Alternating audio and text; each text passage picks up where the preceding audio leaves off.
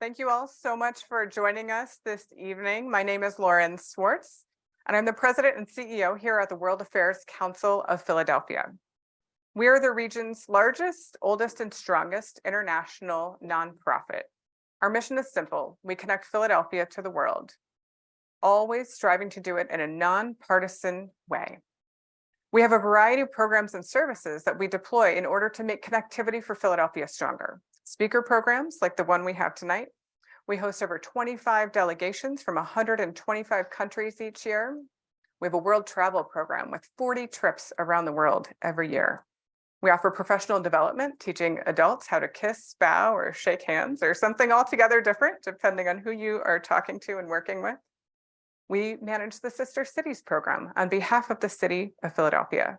And we're very proud to work in over 100 middle schools and high schools to make sure that our young people have access to ideas, people, and connectivity from other countries. Thank you all for joining us here in person. We also have guests joining us online. This is a hybrid program. Welcome back to our new friends and our members that we've known for quite a long time. This is part of our Diplochat series. We credit the Consul General of Chile for giving us this name. And you can hear it in the title. We take a diplomat, we invite a diplomat, and we have a chat, we have a conversation. So this is an intimate discussion here tonight, off the record, dialogue with the American people about our bilateral relationship. Our annual Diplochat series is made possible by support of the Sattel Family Foundation. Ed Sattel, the founder of that foundation, is a board member of the World Affairs Council and a longtime friend of our organization. Ed sends his regards. He couldn't make us here this evening, and he also sent a video to welcome you here tonight. So we'll cue that up for you now.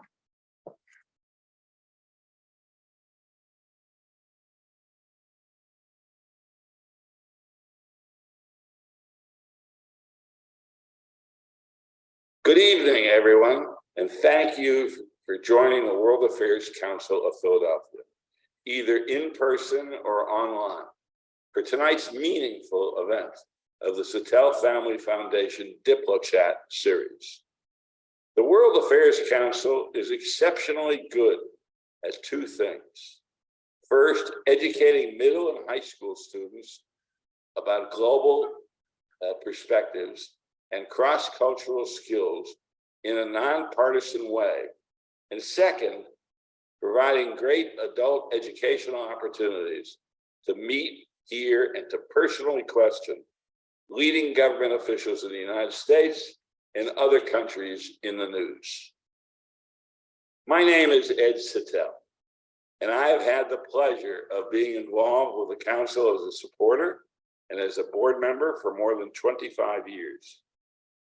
In all those years, what I have found to be most unique and most valuable about the Council events is the real educational access these programs provide to Philadelphians and guests from other parts of the country, so that thought leaders, policymakers, and tonight diplomats who help shape our world, that access to hear and question is vital for an informed citizenry and has never been more important or impactful than now. That is why I'm thrilled this series presenting outstanding and international diplomats to Philadelphia is named for the Sattel Family Foundation. And with that, I will turn it over to my good friend, Council President and CEO, Lauren Swartz. A virtual thank you to Ed, and an additional thank you to our friends from the Government of Canada. Well, Philadelphia has got such a long and strong relationship with Canada, and we're very grateful for their maple syrup and whiskey. And we just made a deal about some hockey players upstairs. It's the only sports team that's not made it to the championship this year, so we're working on that as well. I'd like to personally thank Josh Dillard, the Canada's Trade Commissioner based here in Philadelphia. I don't know if everyone knows that Canada has a Trade Commissioner here in Philadelphia. That's the guy. If you want to trade with Canada, call him.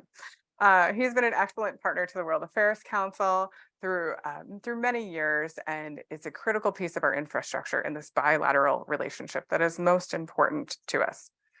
They also donated some wines from Canada tonight, so please enjoy those and appreciate something you might not know about Canada, that they also have beautiful wine. We also have a variety of our normal snacks out, but we have insomnia cookies here tonight as well. Some people might know insomnia cookies is the thing you need at 2 a.m. Maybe if you've been in college recently, I know we've got some students here. That's how they started. This is a Philadelphia-based company that's been around for 20 years. They've got about 240 locations in 40 states, and they plan to triple their footprint in the next 5 years. And they've just announced international expansion. And the first market they're going to is Canada. So you've given us maple syrup and we're giving you addictive cookies. Good luck. A few pieces of housekeeping tonight. We'll have a brief moderated conversation, a few questions from me up front, but we want to hear from you. So when you're ready, ask a question, raise your hand. We will bring you a microphone so the folks online can hear you just as clearly as our friends in the room tonight. If you'd like to share your experience or photos from this on social media, our hashtag is WACPHL. And at the end of this, whether virtually or in your email afterwards, you'll receive a brief survey. We would love it if you would take just a few minutes to give us your feedback. Did you like this program? What would you like to see more of, less of? So we can make sure that the programming we're creating is meeting your needs and answering the questions you have. We do have a few upcoming programs. Next Thursday, we have a World Affairs Table Germany event where we'll be hosting your colleague, the Consul General of Germany here, followed by a catered event with Brauhaus Schmitz, where they're sharing some of their favorite family recipes that are not on the menu at their German restaurant on South Street. We are bringing back Global Quizzo for the World Affairs wonks in here that are also very competitive. Get your teams ready. And on June 5th, we'll be at Yards Brewing for that. And we do have an upcoming trip to Canada. We'll be taking a Great Lakes cruise beginning in Toronto in October. More opportunities to engage. Canada's relationship with this part of the United States is long and strong. Of course, they've invested in Josh's office here. Quebec also has a trade office here as well. There are about 580 Canadian companies that have a presence in Pennsylvania, supporting almost 16,000 jobs. The balance of trade is about $11 million, in each direction every year. There's significant tourism and hospitality going back and forth, as well as goods and services crossing our border every day, which is part of why we're so excited to have Consul General Tom Clark here with us tonight. This is one of his first visits. He just took this post in February of 2023, and he made a great decision to come to Philadelphia early. So thank you for that. And it's your first role as a diplomat as well. So we're excited to hear from Consul General Clark about his experience and his expertise on the Canadian-American relationship. Consul General Clark has an impressive career behind him, spending 45 years as a leading journalist in Canada. He has covered politics, war, revolutions. He was there when the Berlin Wall fell. You were in Tiananmen Square. You were in Moscow when the Soviet Union collapsed. Both Gulf Wars, Yugoslavia, Afghanistan twice. I could go on. He's interviewed every Canadian prime minister since the 60s. A unique diplomat and one that's informed in such a rich and diverse way. We're excited to have you. So after he received a Lifetime Achievement Award, but had plenty more to do, you spent a few years in business, of course, in public affairs in the private sector, and now in 2023 has become a diplomat. Well, I understand you still maintain a part-time job as a float plane pilot in Canada. It's a requirement, right? It is. Okay, all right, good. Tonight, you'll share your expertise on the outcome of Biden's recent visit to Canada, immigration, North American integration, NATO, security, and whatever else is on your mind. I'll conclude my remarks here and we'll enter our discussion. Thank you.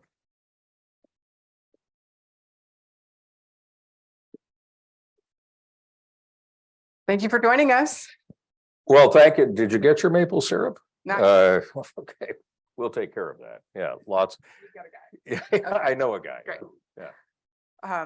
I wanted to start by talking about President Biden's recent visit, a very important event, something that doesn't happen as often as perhaps it should, something to be celebrated.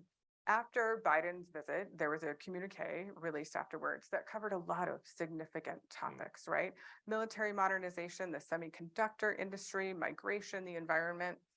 Of all of the things that were discussed and agreed to, what do you think is most likely to come to fruition? And where do you think we might meet the most challenges in putting those words into action?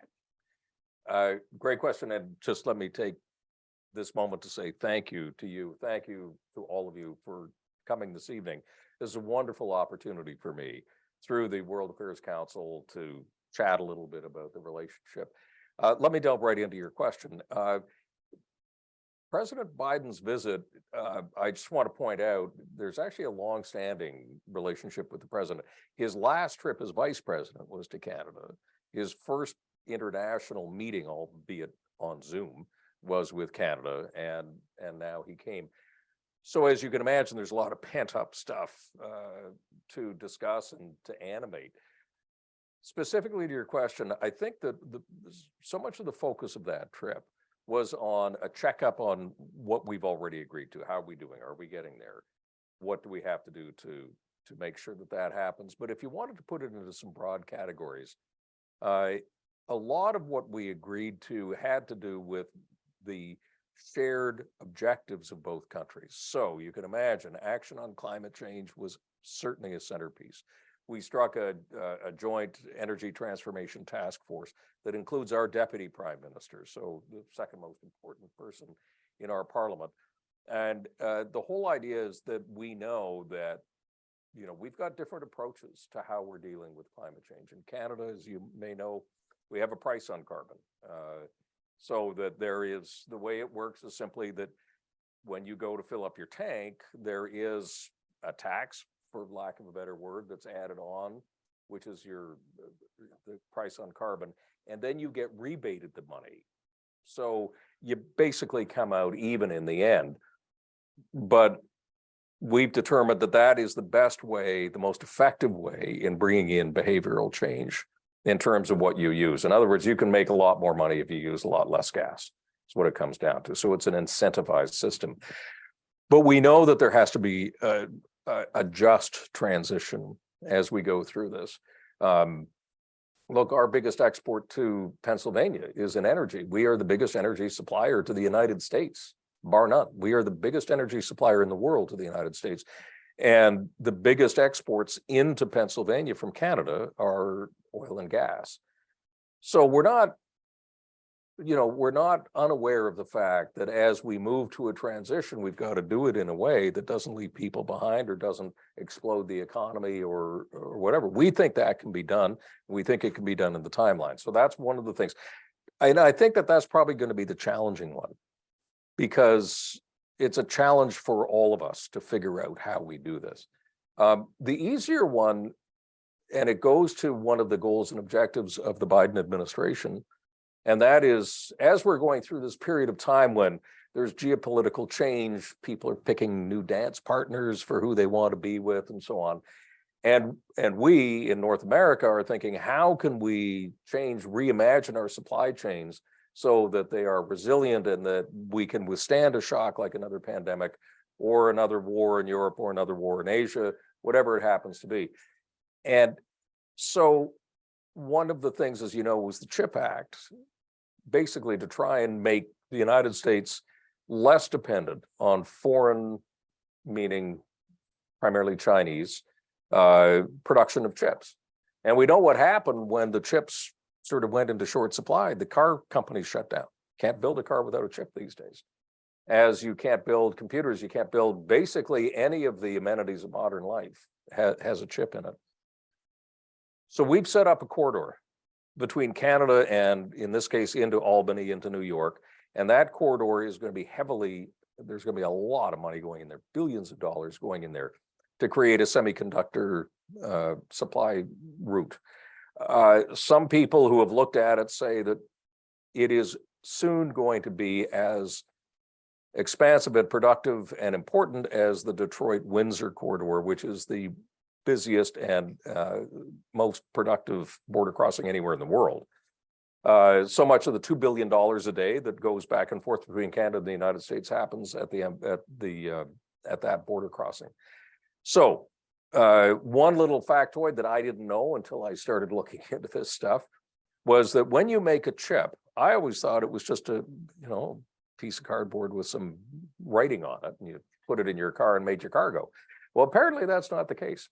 It is a matter of layering chips, or very thin pieces of wafer on top of one another until you get to a functional chip.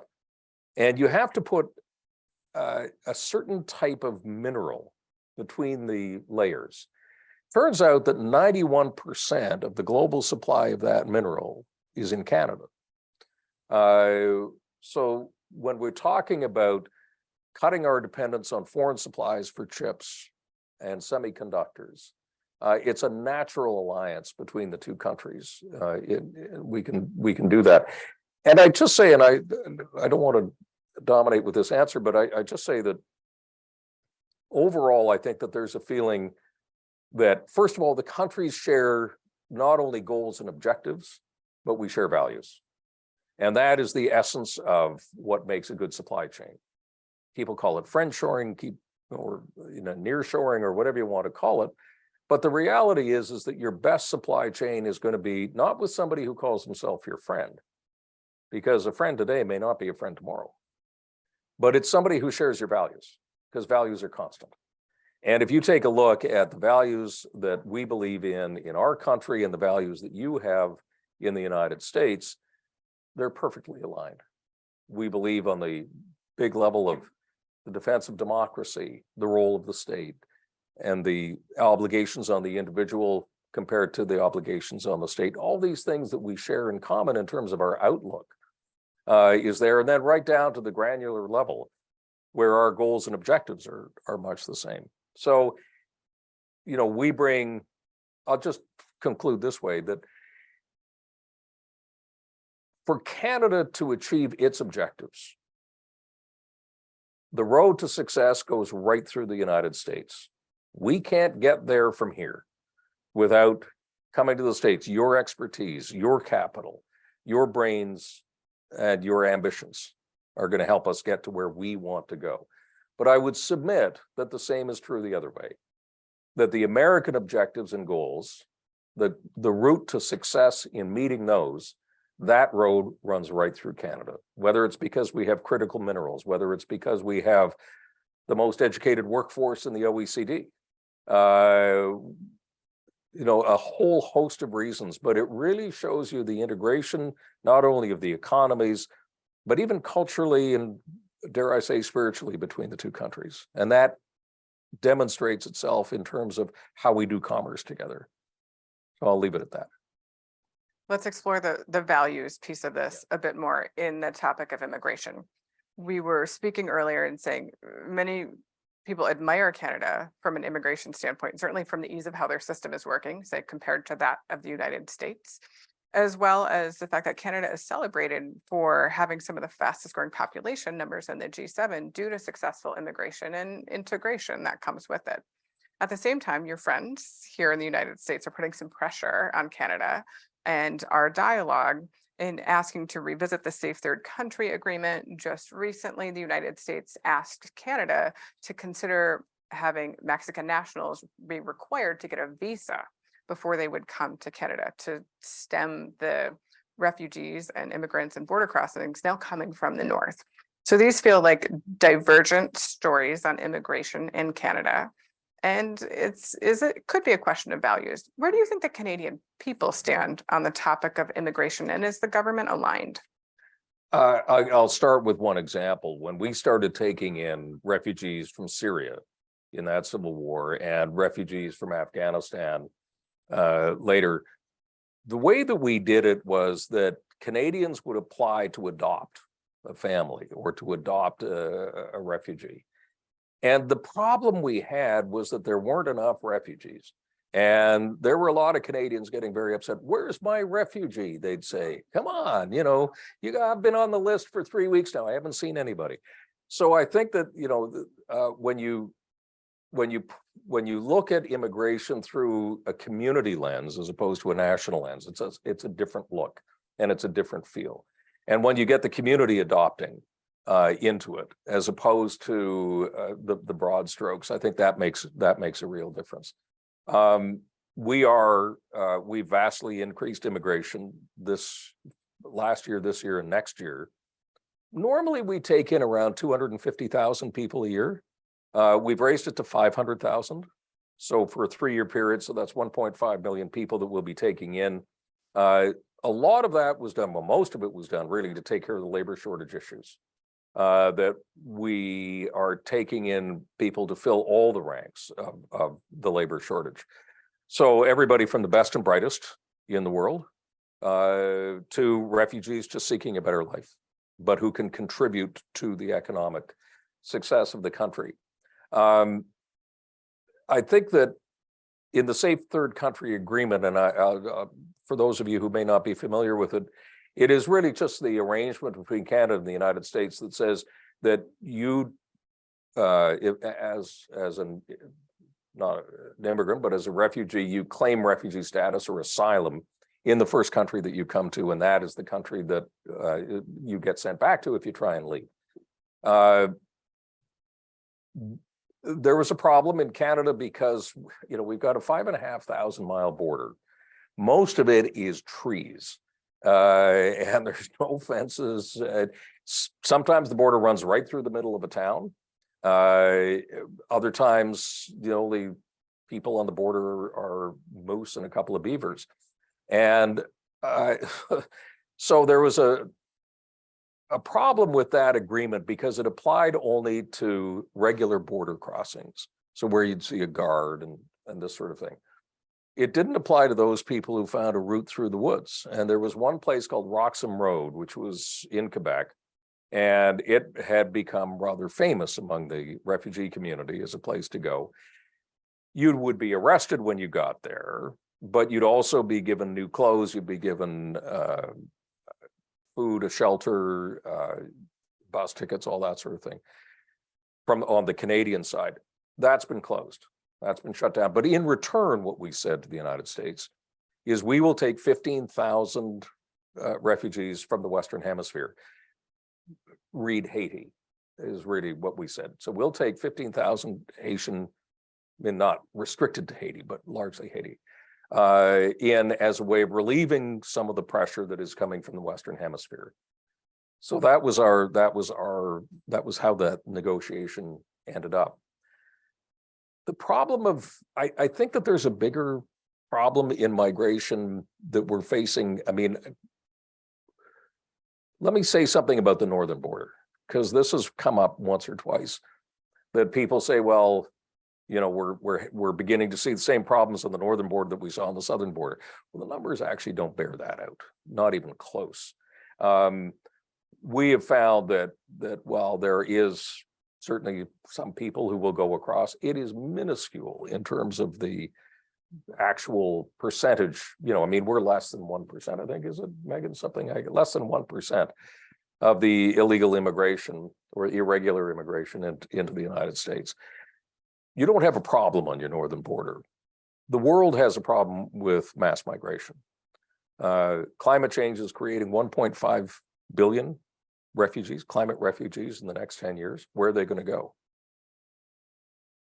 Our position is that we've got to get it right now so that when the wave hits, we know how to handle it. It's got to be based on the rule of law. It's got to be based on human rights, a certain amount of compassion for fellow human beings. But it has got to be done in such a way that we've already had proof of concept of how it can work. So I think we're getting there. We don't have, at this point in Canada, the same trauma that you have in the United States about what's happening on your southern border. We, as a government, we don't control or have any influence what happens on your southern border. We do have an influence what happens on your northern border, and that's the one we're looking out for. But where Canadians are, there's been, you know, the biggest problem we've got right now, frankly, is building enough houses for the new people who are coming in. And that's been recognized. You know, when you're going to let in suddenly 1.5 million people, they've all got to have some place to stay. And so that's the challenge, is rapidly building enough housing that we can avoid a housing crisis while still taking in the number of people that we need to take in to grow the economy. Complex. Complex, very complex. Yeah. I'm going to open it up to the floor. I've got a million questions, but I know so do you. We've got microphones coming around. My colleague Andrew will join you shortly. Like David Webster. Yes, welcome, Consul General. Thank you. Several years ago, the Aquilini Group and First Nations signed an agreement to build a pipeline from Alberta to Vancouver. Is there any update on that? Is any progress on that? Well, on that particular pipeline, I don't know. We are just finishing up the twinning of the TMX pipeline from Alberta through, it's an existing pipeline, but it's going to double our capacity of oil that we can ship to Asia. There's the Coastal Gas Pipeline, which is still being built. Pipelines are problematic. They're not impossible, but they're problematic. What we've discovered in Canada is that any natural resource project that you want to take on, whether it be pipelines or mining, or any type of extractive work that you want to do, needs to have the complete buy-in of the Indigenous community. Our lands are very wild and open.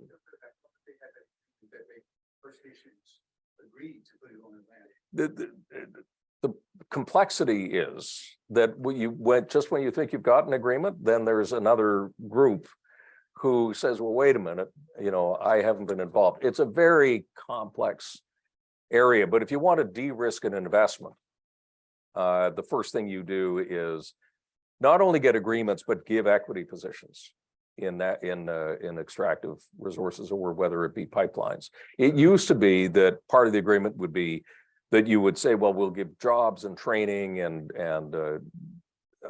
we'll hire you as contractors for certain work. The rule of thumb now is that it's 20%, could go up to 50%, but that de-risks your investment. That's the way it works. Sure. Hello. Yeah, good. Thank you. It's a really good strategic geopolitical event I'm watching right now. It's like I'm watching the national discovery or whatever. So thank you for your leadership and diplomatic experience. I source COD, which is chemical oxygen demand on water equipment from Canada. It's a beautiful device. Traditionally, people do it for about 4 to 5 hours. Canadian company make it, and he does it for 10 minutes. That's brilliant. The second one, and that's from Montreal. The second one is portable X-ray ultrasound devices. I get it from a company in Vancouver. It's actually saving lives in a rural African area where hospital does not exist. You don't need electricity, you don't need internet. It's just a little pocket device you pair with your phone and you can ultrasound. So I'm in love with Canadian technology. So I just wanted to throw that on you before asking you my bad question. Very good. Now you've softened me up. I'm ready to be hit. More fertilizer from Canada. And then some from Russia. But with this current situation, I think that's going down. Russia used to be the world #1 producer of fertilizer. With the war in the Ukraine, the famine is growing, which will increase the climate crisis and the pressure of immigration in the developed nation. I have suggested that the U.S. and Canada pair up to increase their production of fertilizer in order to help poor countries increase their agricultural development. Unfortunately, that seems to be a little bit of a challenge. What will it take for U.S. and Canada to look at this as a strategic opportunity to provide something safe? Absence of which, those countries will refer to Turkey to buy cheap and bad quality from China, and also contraband supply from Russia, and then perpetuating the same struggle over and over. That's my question. It's a great question, and one that doesn't get enough attention, quite frankly, when we're talking about either our relationship or the world relationship. We're lucky in that we have vast resources in Canada, specifically in potash, which is vital to that whole industry. As in so many things, I think that the more that we cooperate between Canada and the United States to achieve certain goals, it makes it cheaper and faster to get there, as opposed to doing it individually. And so to your point, can they cooperate? Yes, they can. I think that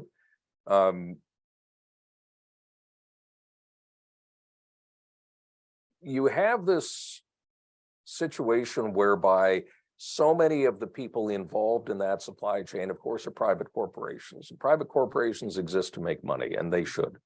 Where governments get involved is then in buying that supply and then taking it overseas. So, I mean, the challenge really is not so much for the companies, but for the governments to decide that they are going to purchase the supply.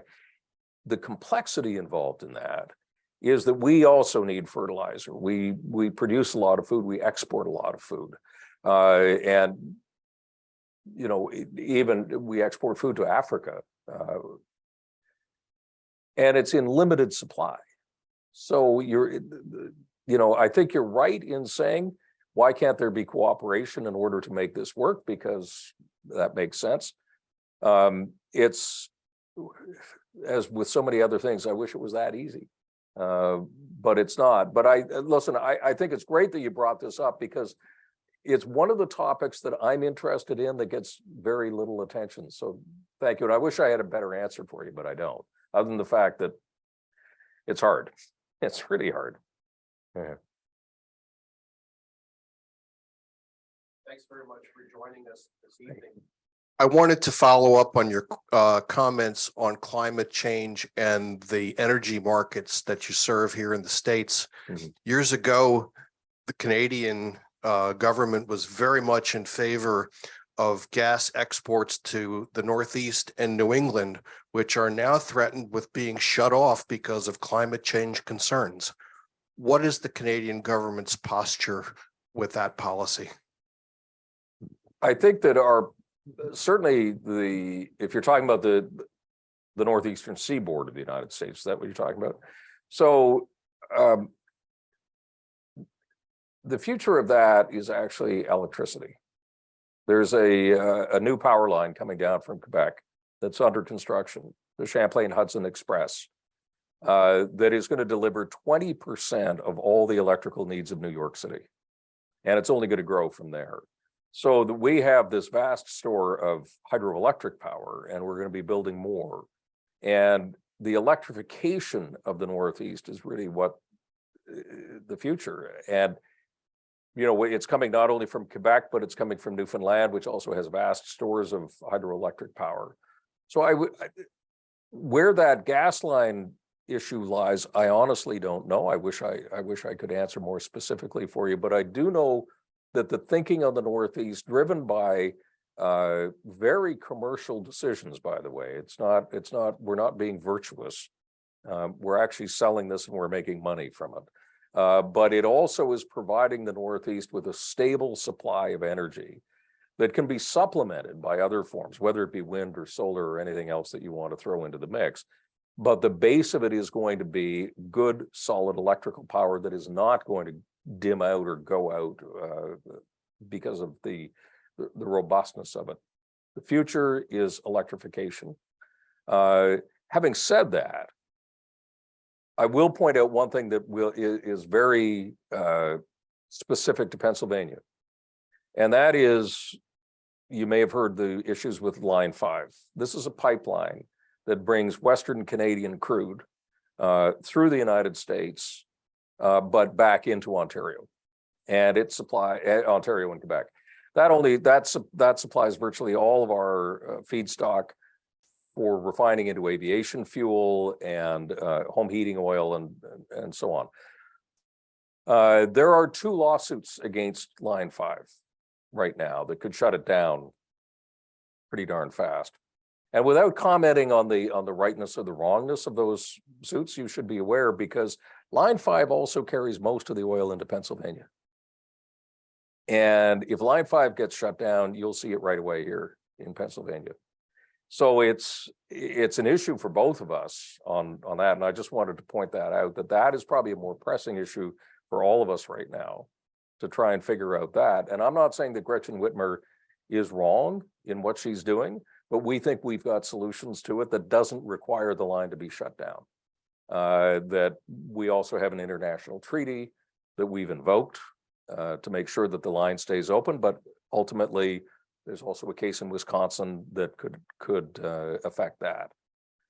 So that's a very long-winded answer to what was a very good and specific question from you, but I hope I've given you some idea of where we are on the energy issue.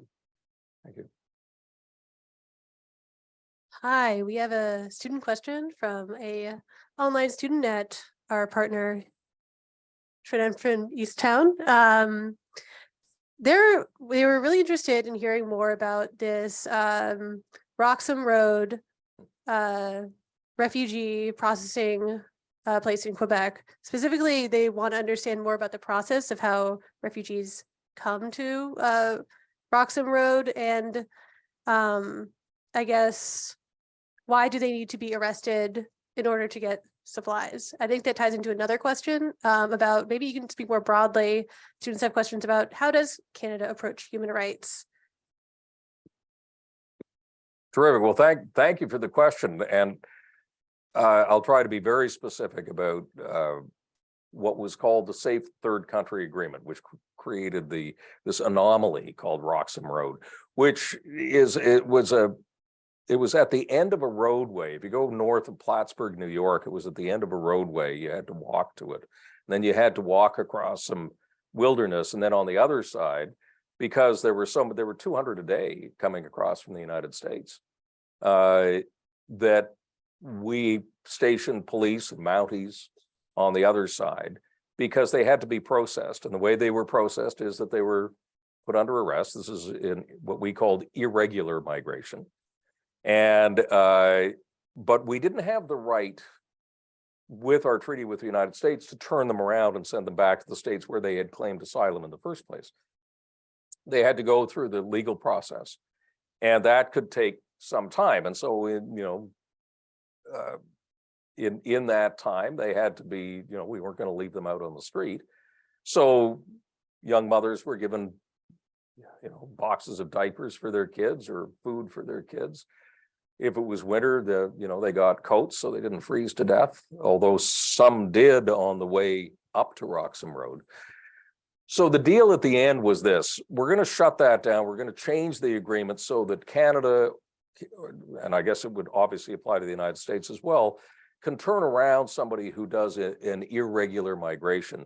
And instead of putting them through the process, they can simply be turned around and sent back to the United States. That effectively stopped Roxham Road. And because there's no point in coming across, you just be turned around, you have to walk back again. So it removed the incentive from it. The question, and I want to be as precise as I can, did it lead into questions of human rights? I think you were asking. I just want to I'm double checking your question. Yeah, I think we had a follow-up question from another student, just if you could speak more broadly about Canada's approach to human rights. Well, our approach to human rights is really based on our multilateral agreements with the United Nations, for instance. We've adopted numerous things. The United Nations declarations on Indigenous rights, we've adopted now as part of our planning process. We subscribe to all the international norms of what you would consider to be a liberal democracy, taking a look at what human rights are. We've been fortunate, I think, that we have not suffered the initial crisis of immigration or migration. So our approach to migration in terms of human rights is that any policy that you come up with on migration has to include this idea that there are human rights involved here, and that it's not simply a matter of closing your borders. In the case of Roxham Road, for instance, our give was, okay, well, we'll close it, but we'll also accept 15,000 people who otherwise might have come through another irregular path into the United States. We were taking some of the steam out of it, trying to take some steam out of that situation. So that's our general approach to human rights. It really is at the center of what we do. Our current government, you should know as well, has said this ever since they were elected in 2015, that they are pursuing a feminist foreign policy. And so the idea of a feminist foreign policy at the center of every decision that we make has, you know, I would argue, has created a more robust and more inclusive type of foreign policy than otherwise might have been the case.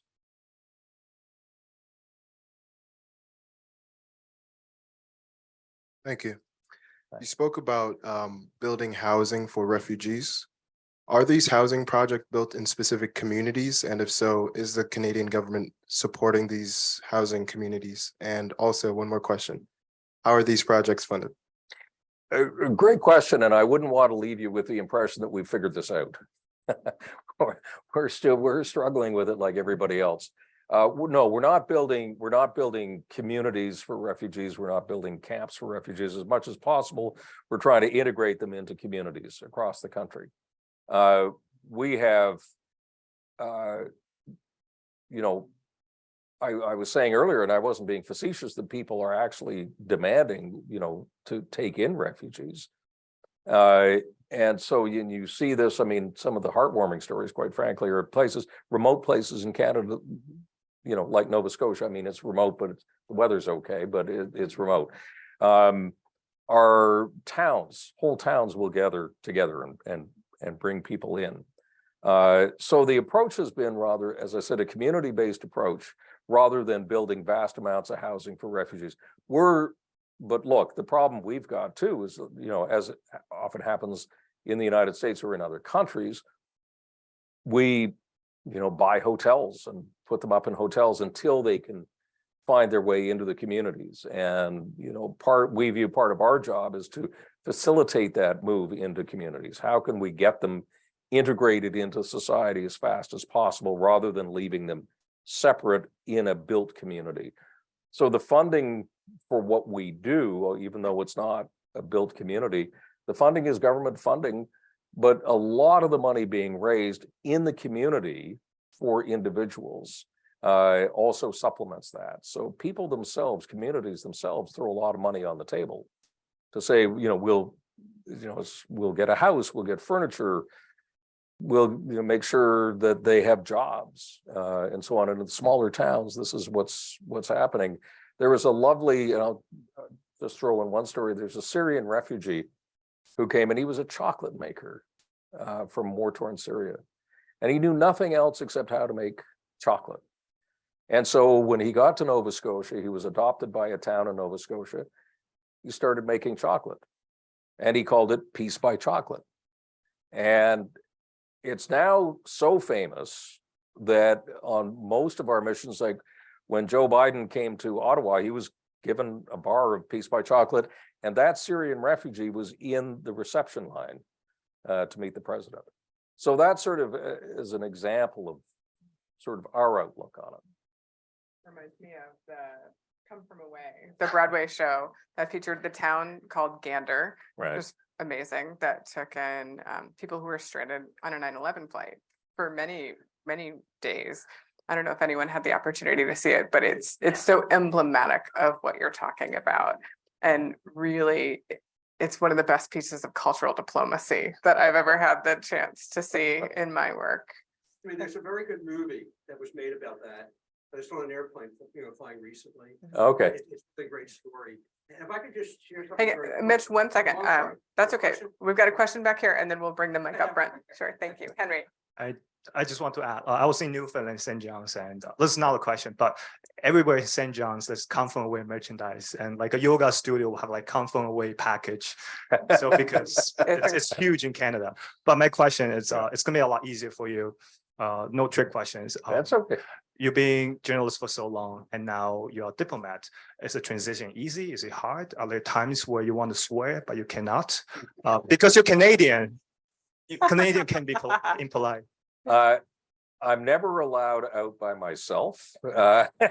There's always somebody from the consulate with me, sort of staring at me to make sure I don't slip back into my old ways. No, I don't find it difficult. It's a really good question. As a journalist, and so much of my work was international. I was a foreign correspondent in China in the early, from 1980 to 1983, which was an interesting time in China. I've been posted to Washington. I've been posted to London and the Middle East. The issues that I'm dealing with are the same that I've always dealt with, but from a different viewpoint. And when I was in business, when I left journalism to go into business, again, it was the same issues that I was dealing with, but from that lens. And so I think what it does is it gives you a much more rounded, richer picture of what all these issues really entail. And unfortunately, what it does is it clarifies some things, but it complicates other things, because where you thought the answer was easy, you realize, oh no, this is really hard. And then when you looked at the stuff that looked so complicated, you look at it from a certain lens and you go, wait a minute, that's not hard to figure out at all.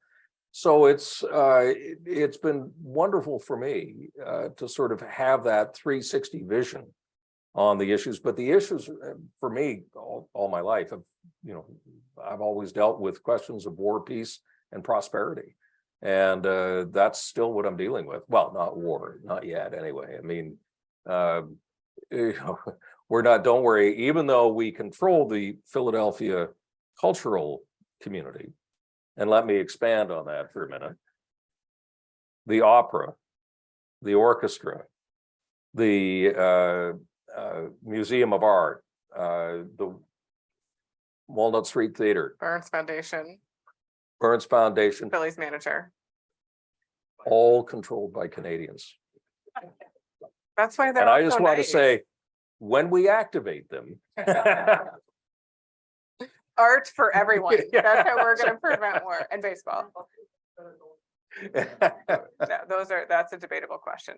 Wait, Yeah. Andrew, we've got a question up here with Art, and then we've Mitch. Actually, you've answered all the questions I was going to ask. Oh. But I listen, we have relatives in Canada, and we're looking up in Ottawa in 3 weeks. So. well, we will happily welcome you into the country. And happily, as you spend your money, we'll happily take our sales tax from you as well. Actually, the question was, I mean, you seem to be able to distinguish without prejudice the difference between asylum seekers and migrants who want to come legally. Mm. You don't seem to have a problem with handling those two categories. Well, I'd say this though, when we're increasing our intake to 500,000, we're not looking for refugees in those 500,000. We're looking for people who are going to grow the economy, who are going to be useful in the areas of, when we're facing labor shortages. That's what we want to get over. We want to make sure that businesses can work and that investors can come in and know that they're going to be able to find people to make the wheels go round and the smoke goes up the chimney. So, that's really it. On the refugee side, you can't really control the number of refugees you take in. It's the ones who show up. And then you got to have a plan to figure out what you're going to do at that point and how you're going to handle that situation. So one is sort of a managed thing, and the other one is a very aggressive, go out and get the best you can. We're not getting the best we can.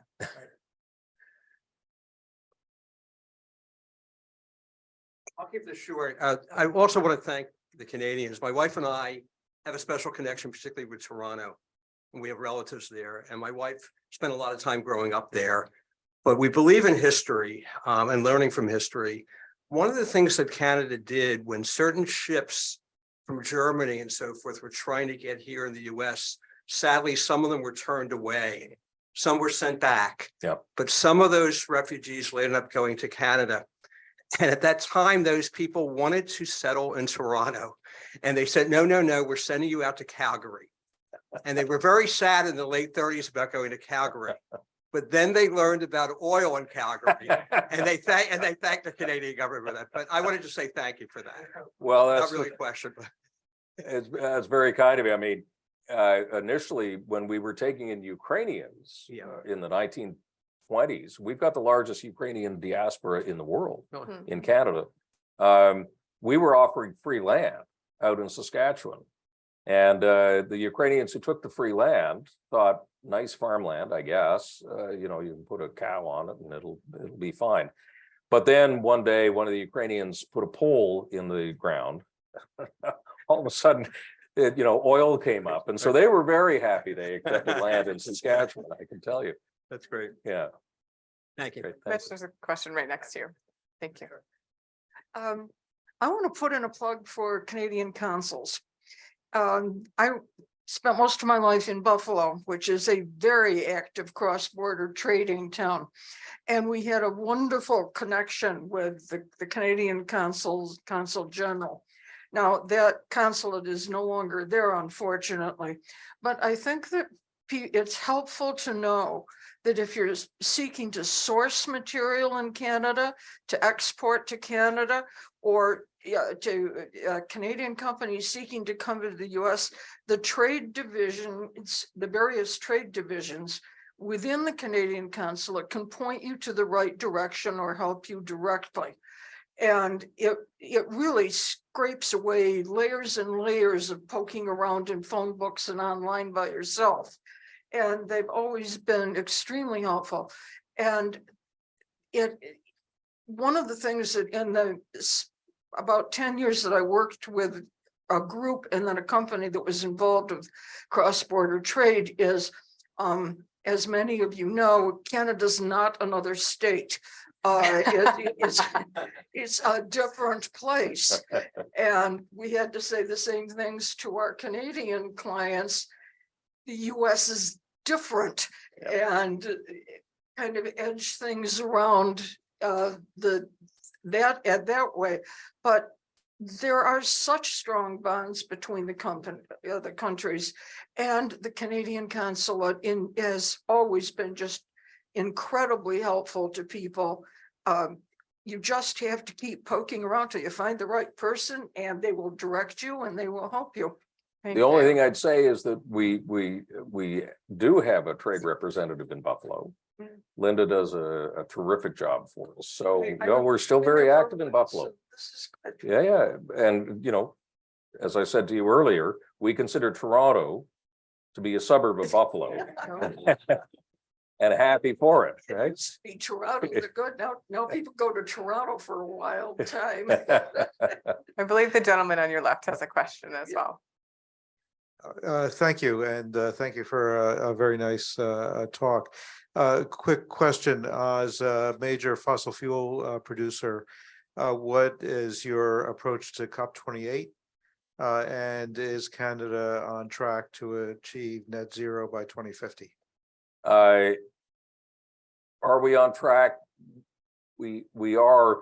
Part of the problem with measuring that is that we don't have yearly metrics for it.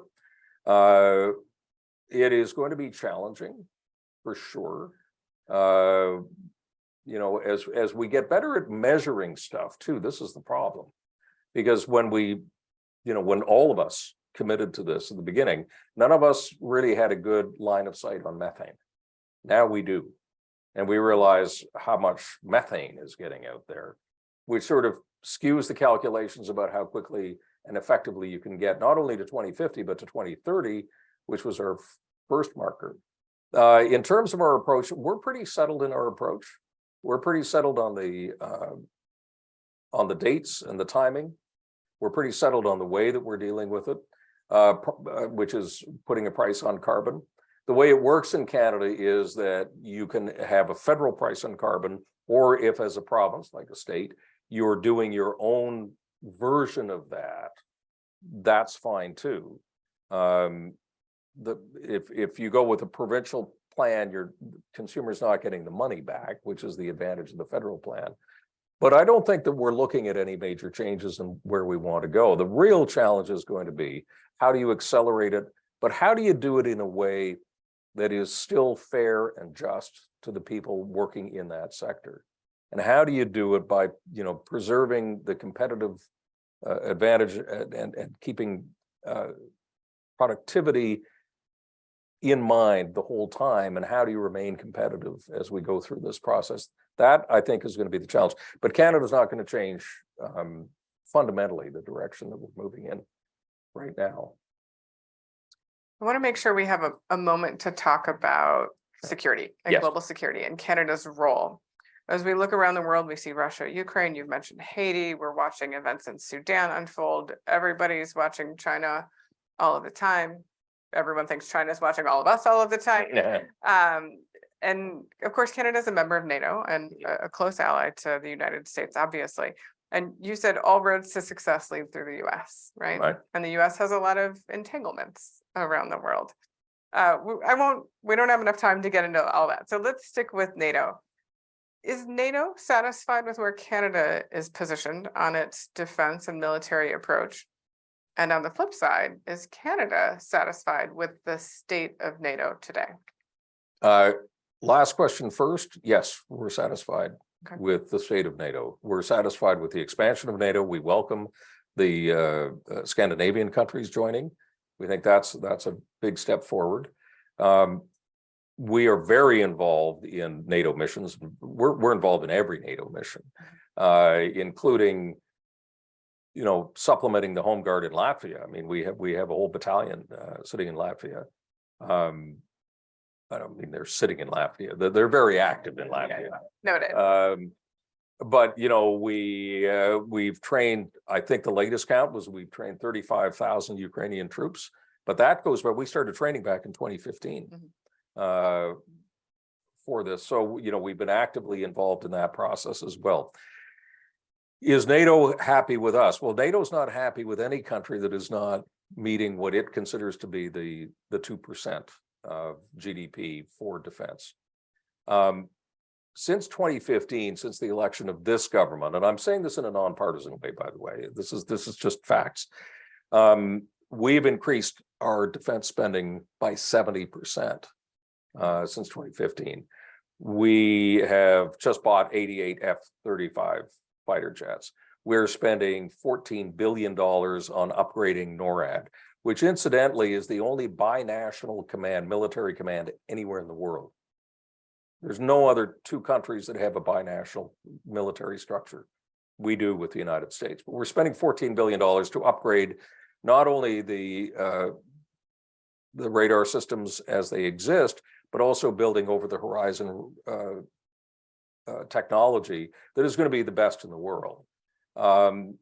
We're adding to our fleet. The Arctic is very much a concern of ours. As the ice thaws, we already have non-Arctic actors, China, coming into the Arctic on a regular basis. Interestingly enough, they always ask us permission if they can come in. That's because Canadians are so nice. Well, Right. we always say, but of course, come on in. But they do it because they want us to ask them permission to go into the Taiwan Straits. And we have said, no, we're not going to ask you permission. In fact, we're going to drive through. Canadian warships have been through the Taiwan Straits now 4 times. So we're very much involved in the joint effort outside of NATO, obviously, but with our American allies in patrolling that and showing that Canada is very much part of the coordinated effort to protect Taiwan. So we've done, we've done a lot of the heavy lifting. We're involved everywhere. We're deeply involved with the Americans. The Army War College just down the street has got Canadians embedded in the Army War College. We work with Americans so closely around the world in military areas. I think a lot of the, the trajectory is in the right way, but a lot has to do, and I would just caution NATO to think about this, that a lot of it has to do with how you calculate that 2%. Is it based on how many bullets and guns you own? Is it based on how many military bases you have? Because any military spending is domestic by definition. And in the United States, you've got a very different view of the role of the military in society than we do in Canada. The military in the United States, and this is not a criticism at all, because it's been very successful, is a great way of regional economic expansion. You use it as a great employment center. You use it as a way to go into underdeveloped areas and help them by putting in an army base and so on. Well, we don't do that. We've got other ways the government can spend its money on regional development that isn't in that area. I'm not saying we're right, or I'm not saying you're wrong, not at all, but we just calculate things differently.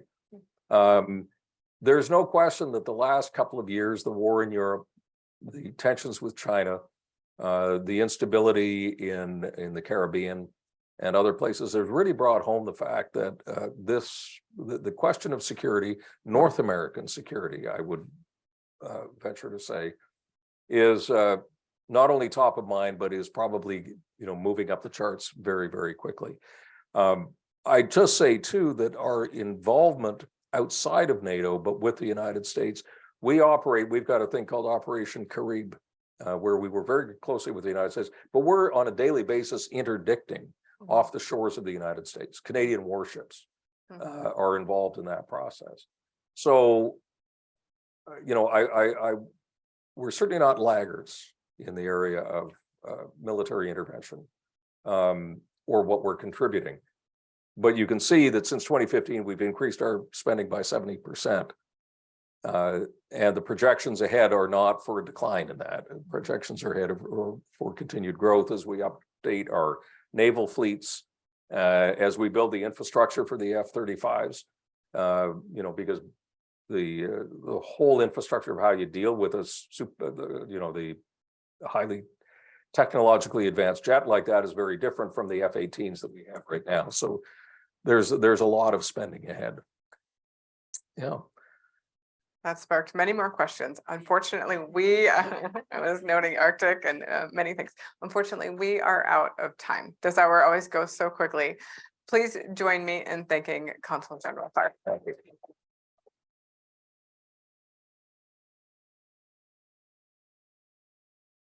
Lauren, I just have to say thank you for cooperation with the space program and getting the James Webb launched. About the space program, as you know, it's the first time America going back to the moon, first time in 50 years. And the Artemis project is sending incredibly, and much to the credit of everybody involved, the first woman going on the lunar mission, the first American of color going on that mission, and also the first Canadian, the first ever foreigner going on the mission. And a friend of mine on the American side said, well, you know why the Canadians there? If something goes wrong, the others have got food for a couple of weeks. And I said, that's funny because we briefed our astronaut and said, if anything goes wrong, you got food forever. Always be prepared. Yes. On that note, thank you all for coming. We appreciate your time, your great questions, and your engagement in world affairs in Philadelphia. We'll see you soon. Thank you so much. Yeah. Thank you.